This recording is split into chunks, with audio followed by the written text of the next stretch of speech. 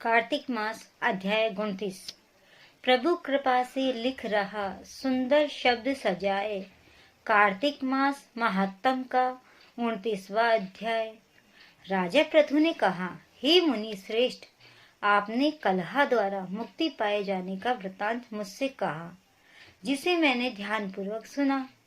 हे नारद जी, यह काम उन दो नदियों के प्रभाव से हुआ था। कृपया यह मुझे बताने की कृपा कीजिए। नारद जी बोले, हे राजन, कृष्णा नदी साक्षात भगवान श्री कृष्ण महाराज का शरीर और वेणी नामक नदी भगवान शंकर का शरीर। इन दोनों नदियों के संगम का महात्म श्री ब्रह्मा जी भी वर्णन करने में समर्थ नहीं है। फिर भी चूंकि आपने पूछा है, इसलिए आपको इनकी उत्पत्ति का वृतांत सुनाता हूँ। ध्यान पूर्वक सुनो। चाक्षु मनवंतर के आरंभ में ब्रह्मा जी ने सहा पर्वत के शिखर पर यज्ञ करने का निश्चय किया।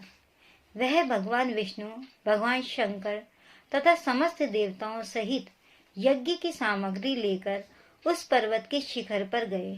महर्षि भृगु आदि ऋषियों ने ब्रह्मा मुहूर्त में उन्हें दीक्षा देने का विचार किया।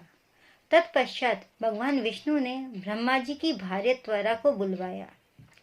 वह बड़ी धीमी गति से आ रही थी। इसी बीच में भृगु जी ने भगवान विष्णु से पूछा, हे प्रभु, आपने त्वरा को शीघ्रता से बुलाया था, वह क्यों नहीं आई? ब्रह्मा मुहूर्त निकल जाएगा। इस पर भगवान विष्णु बोले, यदि त्वरा यथा समय यहाँ नहीं आती है तो आप गायत्री को ही स्त्री मानकर दीक्षा विधान कर दीजिएगा। क्या गायत्री पुण्य कर्म में ब्रह्मा जी की स्त्री नहीं हो सकती? नारद जी ने कहा, हे राजन, भगवान विष्णु की इस बात का समर्थन भगवान शंकर जी ने किया। यह बात सुनकर भृगु जी ने गायत्री को ही ब्रह्मा जी की दाईं ओर बिठाकर दीक्षा विधान आरंभ कर दिया। जिस समय ऋषि मंडल गायत्री को दीक्षा देने लगा, उसी समय त्वरा भी यज्ञ मंडल में आ पहुंची। ब्रह्मा जी के दाईं ओर गायत्री को बैठा देखकर ईर्ष्या से कुपित होकर त्वरा बोली, जहाँ अपूज्यों की पूजा और पूज्यों की अप्रतिष्ठा होती है, वहां पर दुर्भिक्ष, मृत्यु तथा भय तीनों अवश्य हुआ करते हैं। यह गायत्री ब्रह्मा जी की दाईं ओर मेरे स्थान पर विराजमान हुई है, इसलिए यह अदृश्य बहने वाली नदी होगी और आप सभी देवताओं ने बिना विचारे इसे मेरे स्थान पर बिठाया है, इसलिए आप सभी जड़ रूप नदियां होंगे। नारद जी राजा पृथु से बोले, हे राजन, इस प्रकार त्वरा के शाप को सुनकर गायत्री क्रोध से आग बबूला होकर अपने होठ चबाने लगी। देवताओं के मना करने पर भी उसने उठकर त्वरा को श्राप दे दिया। गायत्री बोली, त्वरा, जिस प्रकार ब्रह्मा जी तुम्हारे पति हैं, उसी प्रकार मेरे भी पति हैं। तुमने व्यर्थ ही शाप दे दिया है, इसलिए तुम भी नदी हो जाओ। तब देवताओं में खलबली मच गई। सभी देवता त्वरा को साष्टांग प्रणाम करके बोले, हे देवी, तुमने ब्रह्मा आदि समस्त देवताओं को जो श्राप दिया है वह उचित नहीं है, क्योंकि यदि हम सब जड़ रूप में नदियां हो जाएंगे तो फिर निश्चय ही ये तीनों लोक नहीं बच पाएंगे। क्योंकि यह शाप तुमने बिना विचार किए दिया है, इसलिए आप ये शाप तुम वापस ले लो। ऐसा उन्होंने देवताओं ने बोला। त्वरा बोली, हे देवगण, आपके द्वारा यज्ञ के आरंभ में गणेश पूजन न किए जाने के कारण ही यह विघ्न उत्पन्न हुआ है। मेरा यह शाप कदापि खाली नहीं जा सकता, इसलिए आप सभी अपने अंगों से जड़ीभूत होकर अवश्यमेव नदियां बनोगे, अवश्य ही नदियां बनोगे। हम दोनों सौतने भी अपने अपने वंशों पश्चिम में बहने वाली नदियां बनेंगी। नारद जी राजा पृथु से बोले, हे राजन, त्वरा के यह वचन सुनकर भगवान विष्णु, शंकर आदि सभी देवता अपने अपने अंशों से नदियां बन गए। भगवान विष्णु के अंश से कृष्णा, भगवान शंकर के अंश से वेणी तथा ब्रह्मा जी के अंश से ककुमुदी नामक नदियां उत्पन्न हो गई। समस्त देवताओं ने अपने अंशों को जड़ बनाकर वही सहा पर्वत पर फेंक दिया। फिर उन लोगों के अंश पृथक पृथक नदियों के रूप में बहने लगे। देवताओं के अंशों से सहस्त्रों की संख्या में पश्चिम की ओर बहने वाली नदियां उत्पन्न हो गई। गायत्री और त्वरा दोनों पश्चिम की ओर बहने वाली नदियां होकर एक साथ बहने लगी। उन दोनों का नाम सावित्री पड़ा। ब्रह्मा जी के ने यज्ञ स्थान पर भगवान विष्णु तथा भगवान शंकर की स्थापना की। दोनों देवता महाबल तथा अतिबल के नाम से प्रसिद्ध हुए। हे राजन, कृष्णा और वेणी नदी की उत्पत्ति का यह वर्णन जो भी मनुष्य सुनेगा या सुनाएगा, उसी नदियों के दर्शन और स्थान का फल प्राप्त होगा। यह था अध्याय 29। इसमें बताया गया है कि नदियों का महत्व क्या है, नदियां कैसे उत्पन्न हुई, और इस कथा को सुनने के बाद हमें सभी नदियों के दर्शन और स्नान का फल प्राप्त होगा। जय श्री कृष्ण। जय श्री कृष्ण दोस्तों। कार्तिक मास अध्याय 30। कार्तिक मास की कथा करती भव से पार, 30वां अध्याय लिखूं हुई हरि कृपा अपार।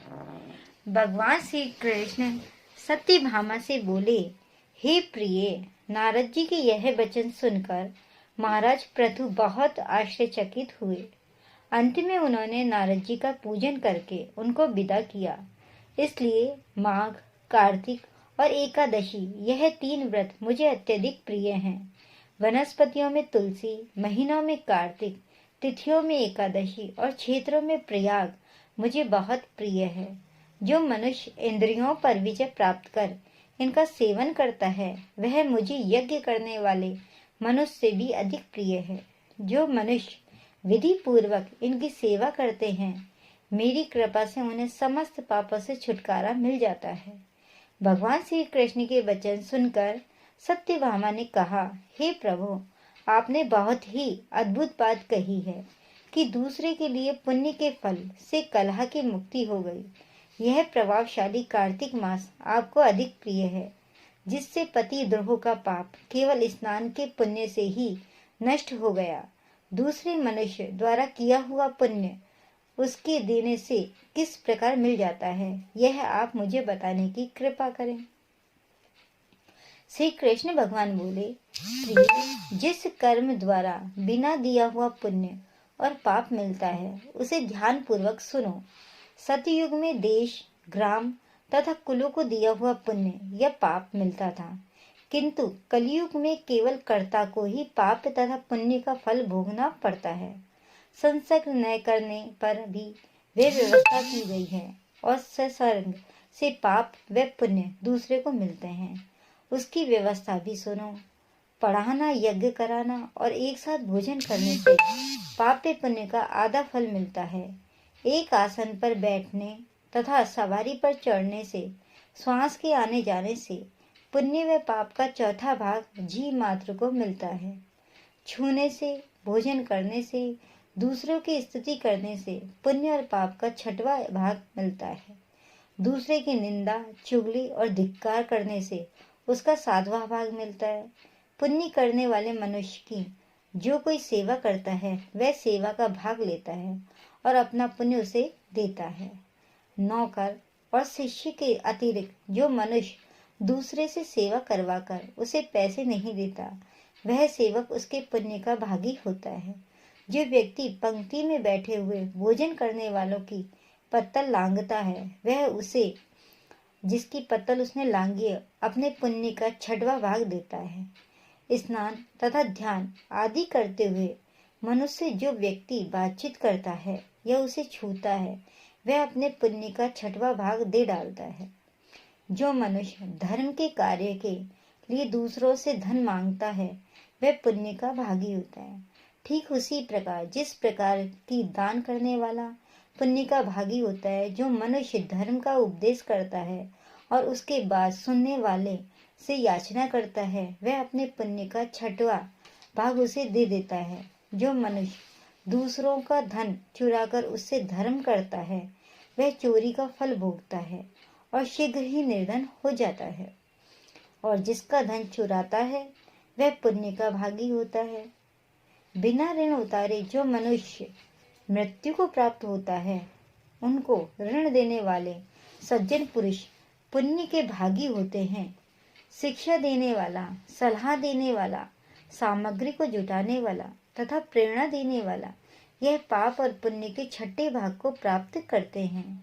राजा प्रजा के पाप पुण्य के साष्टांश का भोगी होता है। गुरु शिष्यों का, पति पत्नी का, पिता पुत्र का, स्त्री पति के लिए पुण्य का छठा भाग पाती है। पति को प्रसन्न करने वाली आज्ञाकारी स्त्री पति के लिए पुण्य का आधा भाग ले लेती है। जो पुण्यात्मा पराये लोगों को दान करते हैं, वह उनके पुण्य का छठा भाग प्राप्त करते हैं। जीविका देने वाला मनुष्य जीविका ग्रहण करने वाले मनुष्य के पुण्य के छठे भाग को प्राप्त करता है। इस प्रकार दूसरों के लिए पुण्य अथवा पाप बिना दिए भी दूसरे को मिल सकते हैं, किंतु यह नियम जो कि मैंने बताए हैं, ये कलयुग में लागू नहीं होते। कलयुग में तो एकमात्र कर्ता को ही अपने पाप व पुण्य भोगने पड़ते हैं। इस संबंध में एक बड़ा पुराना इतिहास है, जो कि पवित्र भी है और बुद्धि प्रदान करने वाला कहा जाता है। उसे ध्यान पूर्वक सुनो। जय श्री कृष्णा दोस्तों।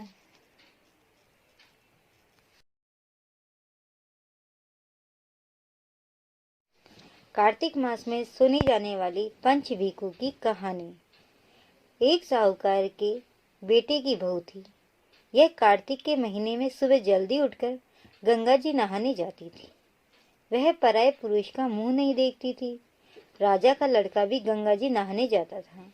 राजा का लड़का कहता कि मैं सुबह नहाता हूँ, मेरे से पहले कोई भी नहीं नहाता, सबसे पहले मैं ही नहाता हूँ। जब 5 दिन कार्तिक के बीत गए तो उस दिन साहूकार के बेटे की बहू नहाकर जा रही थी और राजा का बेटा आ रहा था।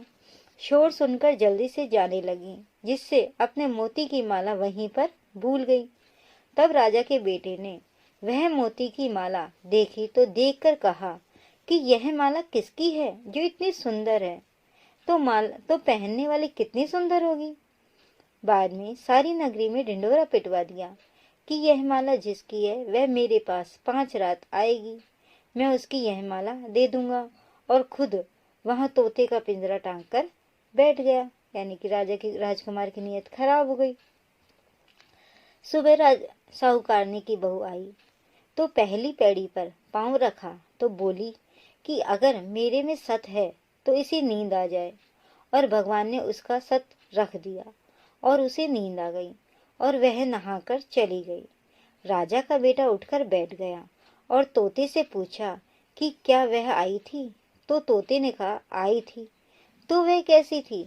तब तोता बोला कि अप्सरा जैसी बिजली, हाली जैसी झलकामड़ी, गुलाब जैसा रंग, ऐसी थी वो। राजकुमार ने कहा कि आज तो मैं उंगली में चीर लगा कर बैठूंगा, यानी उंगली काट कर बैठूंगा, फिर मुझे नींद नहीं आएगी दर्द के मारे। दूसरे दिन वह उंगली में चीर करके बैठ गया। जब वह आई तो भगवान से प्रार्थना करने लगी, तो इतना कहते ही राजकुमार को नींद आ गई और वह नहाकर चली गई। जब उसने उठकर तोते से पूछा तो उसने उसकी कही सारी बात बता दी।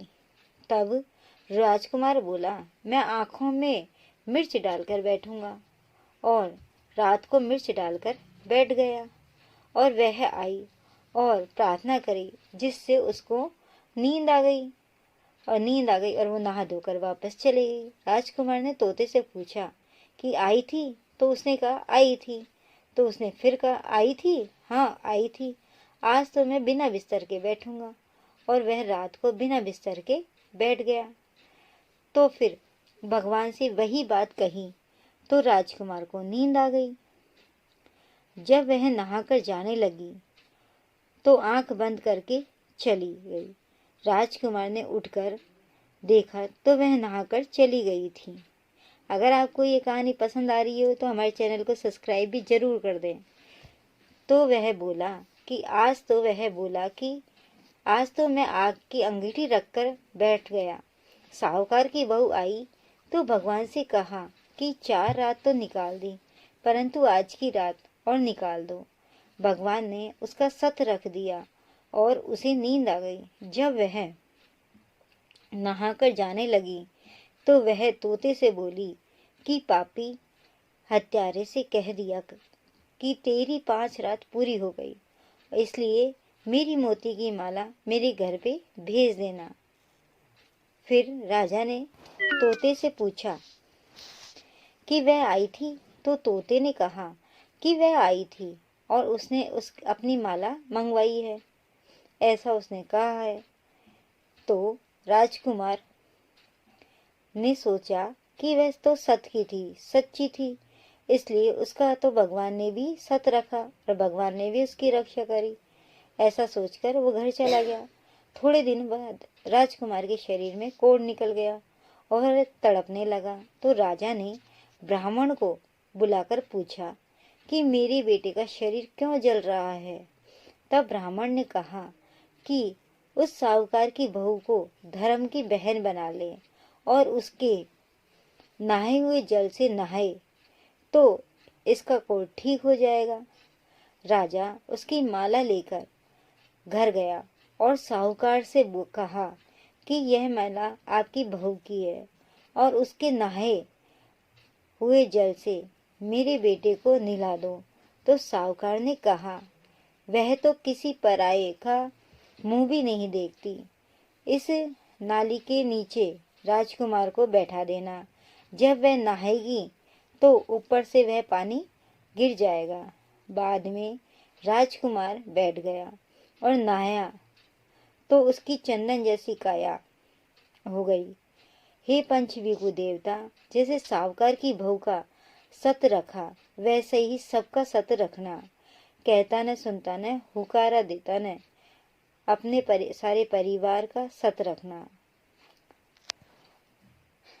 जय श्री कृष्णा दोस्तों, यह था पंचविकू की कहानी जो कि कार्तिक मास के अंतिम 5 दिनों में सुनी जाती है, जिसे पंचपीकण की भी कहानी भी कहा जाता है। आपको अगर ये कहानी पसंद आ रही हो, रोचक लग रही हो, तो हमारे चैनल को लाइक कर देना, सब्सक्राइब कर देना और बेल आइकन दबाना ना भूलना, जिससे कि आपको सारे वीडियो आप तक पहुंच सके। जय श्री कृष्णा। पीपल पतवारी की कथा।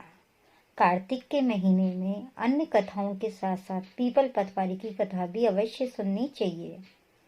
एक गुजरी थी, उसने अपनी बहू से कहा कि तू दूध दही बेच जा।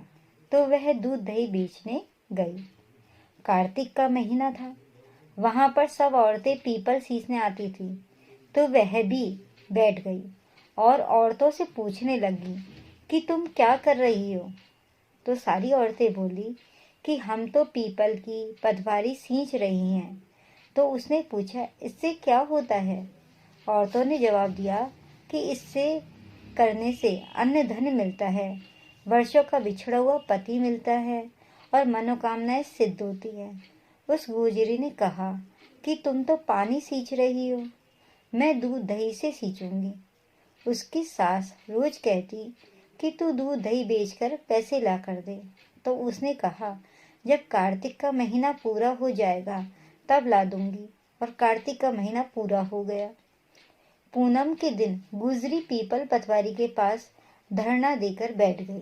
पीपल ने पूछा कि तू क्या यहाँ क्यों बैठी है, तू घर जा, तू यहाँ पे क्यों बैठी है। तो उसने कहा, मेरी सास दूध दही के पैसे मांगेगी। तो पीपल ने कहा, मेरे पास पैसे नहीं हैं, यह पत्थर डंडे पान पत्ते पड़े हैं, वह ले जा और गुल्लक में रख देना। जब सास ने पूछा, पैसे लाई है क्या, तो गुजरी ने कहा, मैंने पैसे गुल्लक में रखे हैं। तब सास ने गुल्लक खोलकर देखी तो सास देखती रह गई कि उसमें हीरे मोती जगमगा रहे थे।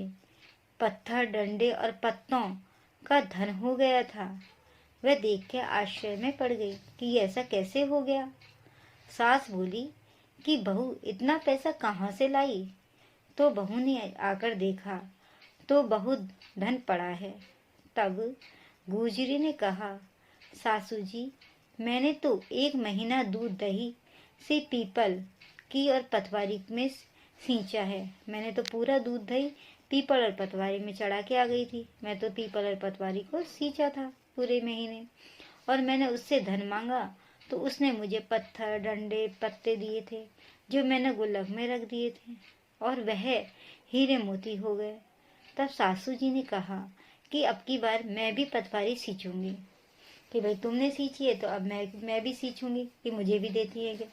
सासू दूध दही तो बेच आती और हांडी धोकर पीपल पतवारी में रख आती और बहू से कहती कि तू मेरे से पैसे मांग।